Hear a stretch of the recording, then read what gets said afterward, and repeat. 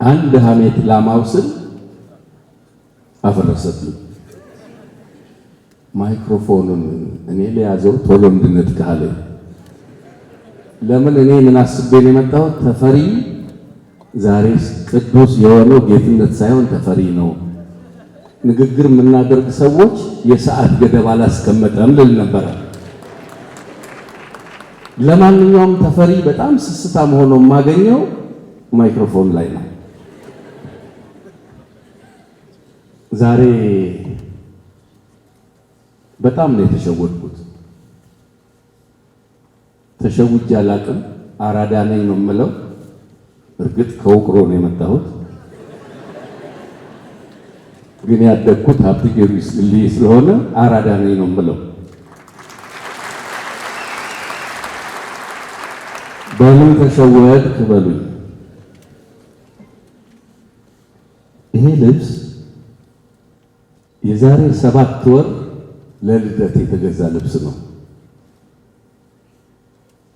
ለጌትነት ልደት ምንድነው የምለብሰው ብዬ ስጨነቅ እንዴ ከአንድ ቀን በስተቀር ለብሰው ማታቅ ልብስ አለ፣ እሱን ልበስ ተባልኩ። ፌደራል ናቸው ያዘዙ። ይሄ ልብስ እድለኛ ነው ለጌትነት ልደት 2ኛ ቀኑ ተለበሰ። ይሄን እስክለብስ ምን እስክሽሞነሞን ድረስ ያው አበሽ እንደተለመደው 11 ሰዓት አይገኝም። ስለዚህ ቀስ ብዬ ደርሳለሁ ብዬ ሻርፕ 11 ተኩል እዚህ ስደርስ ብሔራዊ ቲያትር ጥቅጥቅ ብሎ ተፌ ንግግር ጀምሯል። ተፈራ ወርቁ አይ ለካ ቀኑ የጌትነት ልደት ነው።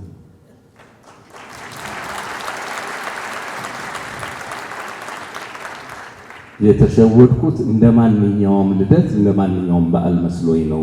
ግማሽ ሰዓት ያሳለፍኩት አለ ልማዴ። ጌትነት ስምን መልአክ ያወጣል።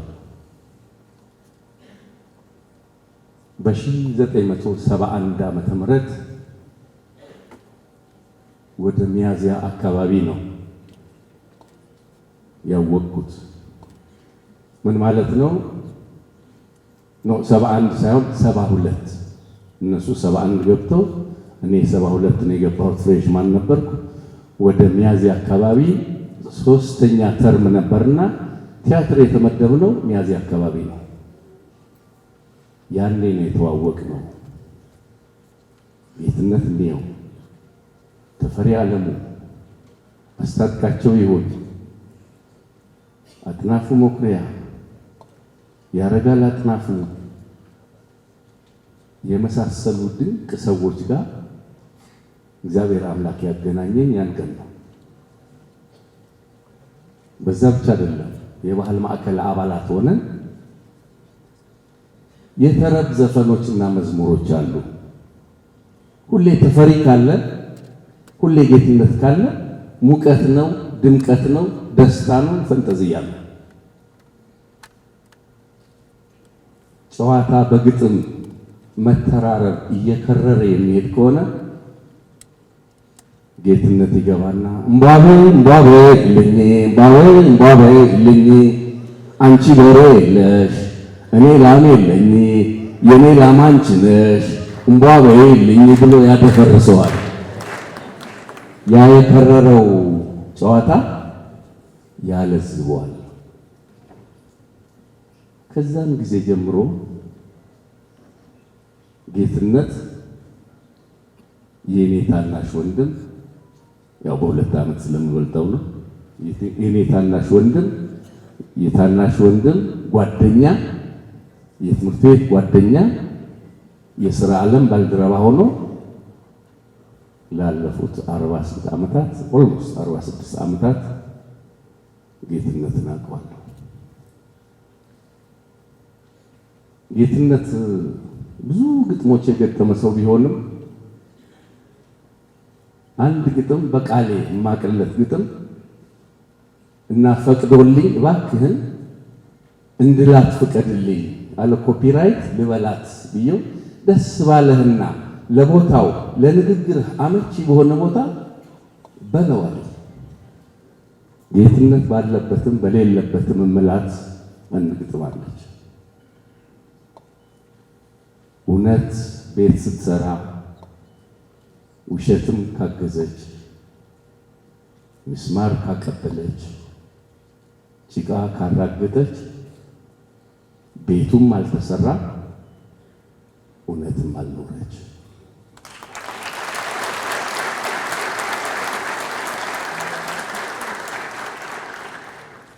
እቺ ግጥም የጌትነትን መላ ሕይወት የምትገልጽና የኖረባት ሕይወት ነች።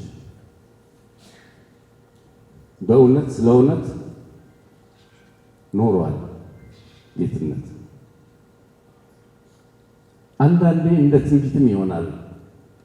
ኤሜ ሲዘር የሚባል አንድ ደራሲ ሲዝን ኢን ኮንጎ የሚባል ስለ ፓትሪስ ሉሙምባ የጻፈው ድርሰት የነ ተፈሪ የነ ጌትነት ፕሮዳክሽን ነበርና እኛ በረዳትነት ተመድበን እዛ ስንሰራ ስታንዛ ፕሌየር የሚባል አንድ ገጸ ባህሪ ይጫወት ነበር፣ ጊታር ይዞ ጌትነት።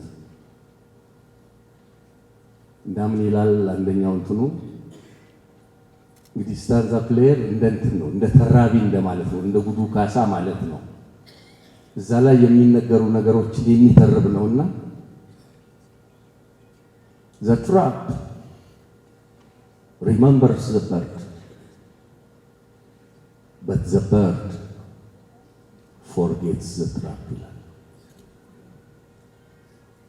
ወጥመዱ ወፊቷን አይረሳትም፣ ወፊቷ ግን ወጥመዱን ትረሳዋለች ነው።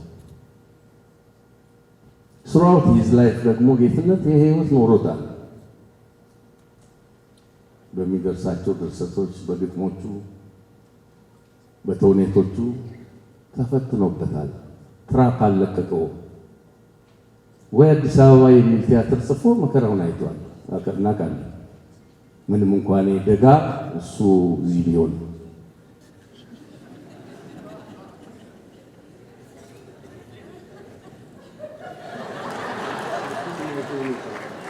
ኮቴን አይቶ ነው የውታይም ይዛብ ብትለኝ የመጣው እና ጌትነት በጀግንነት የምናውቃቸውን ሰዎች ሁሉ የበለጠ ያጀገነ ነው። አባ ኮስትርን፣ የቴዎድሮስ ራዕይ፣ እቴጌ ጣይቱን እና በርካታ ድርሰቶች የጻፈ በርካታ ግጥሞች የገጠመ ነው። ልደት አዳራሽን የምታውቁ ሰዎች ታውቁታላችሁ።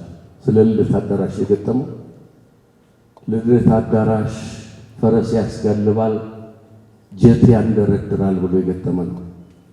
ስለ ብቸኝነት የገጠመ ነው። ጌትነት ያልገጠመውና ያልጻፈው መጥቀሱ ነው የሚቀለው። ያም ሆኖ ብር ብርቅ በነበረበት ጊዜ ድሬዳዋ አቶ እንዳለ የሚባሉ ሰው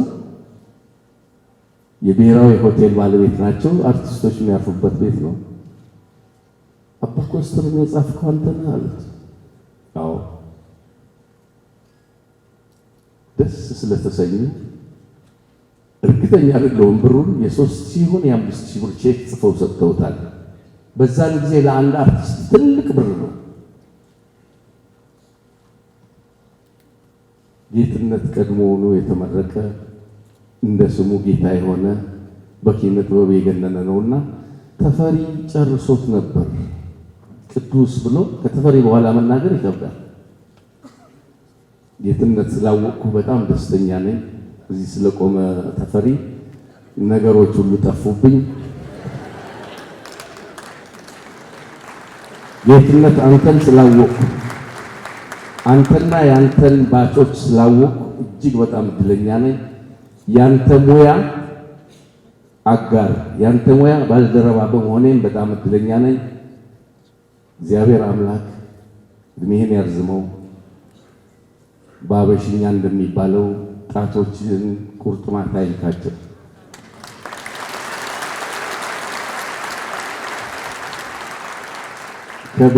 ከብሔራዊ ቲያትር በ2 ዓመት ከ2 ቀን ታንሳለህ። ብሔራዊ ቲያትር የዛሬ 2 ቀን ህዳር 3 70ኛ ዓመቱ ነው። አንተ 68 ነህ። ለ80ኛውም ለ90ኛውም ዓመት ያብቃ። አመሰግናለሁ። እናመሰግናለን ሮስ